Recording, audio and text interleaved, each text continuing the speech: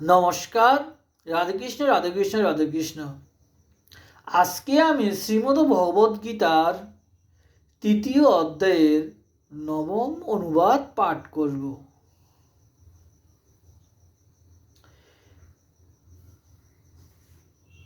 হে অর্জুন, ঈশ্বরের প্রীতির জন্য যে কর্ম করা হয় তাহা ছাড়া সকল কর্মই মানুষকে সংসারে জড়াইয়া ফেলে। তুমি আসক্তি ত্যাগ করিয়া শুধু ঈশ্বরের আরাধনার জন্যই কর্ম করিয়া যাও। রাধেকৃষ্ণ রাধেকৃষ্ণ রাধেকৃষ্ণ। শ্রীমদ্ ভগবদ্গীতা কি জয়। শ্রী শ্রী রাধেকৃষ্ণ গোপাল শ্রীমদ্ ভগবদ্গীতা কি জয়। রাধেকৃষ্ণ রাধেকৃষ্ণ রাধেকৃষ্ণ। আমার এই ভিডিও ভালো লাগলে আপনারা লাইক, কমেন্ট, শেয়ার এবং সাবস্ক্রাইব করবেন। রাধেকৃষ্ণ রাধেকৃষ্ণ রাধেকৃষ্ণ। সবে ভালো থাকবেন। সবে যত হিন্দুরা সবে গীতা পাঠ করবেন। একেবারে ছোট থেকে যখন 3 বছর বয়স, যখন মুখ থেকে কথা ফুটবে, ঠিক আছে, তখন থেকে কমে 7 বার গীতা গীতা গীতা গীতা গীতা গীতা গীতা এই 7 বার ছোট ছেলে মেয়েকে একবার শোনাবেন এবং বলার জন্য চেষ্টা করবেন।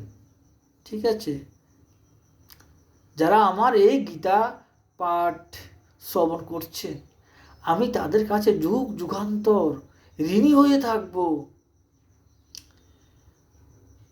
কৃষ্ণ নাম, কৃষ্ণ ভজন এবং গীতা পাঠের জন্য, শ্রী শ্রী রাধাকৃষ্ণ গোপাল গীতার জন্য যদি আমি ঋণী হয়ে থাকতে পারি আপনাদের কাছে যুগ যুগান্তর, তো এ থেকে আর বড় ফল নেই আমার কাছে, বড় পাওনা আর নেই।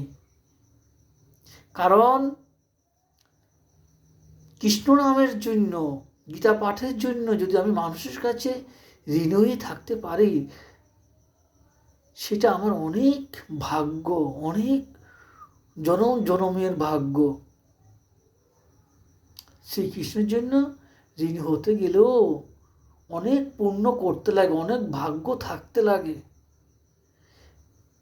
ঠিক আছে, সেটা রাধাকৃষ্ণ দয়া হতে হবে আপনাদের কাছে আমি ঋণী হতে, আপনাদের কাছে যে আমি যুগ যুগান্ত ঋণী হয়ে থাকবো, সেটা শ্রী শ্রী রাধাকৃষ্ণ গোপাল এবং শ্রীমদ্ ভগবদ্গীতার স্বয়ং কি বলে আশীর্বাদ থাকতে লাগবো, তাদের ইচ্ছা থাকতে লাগবো।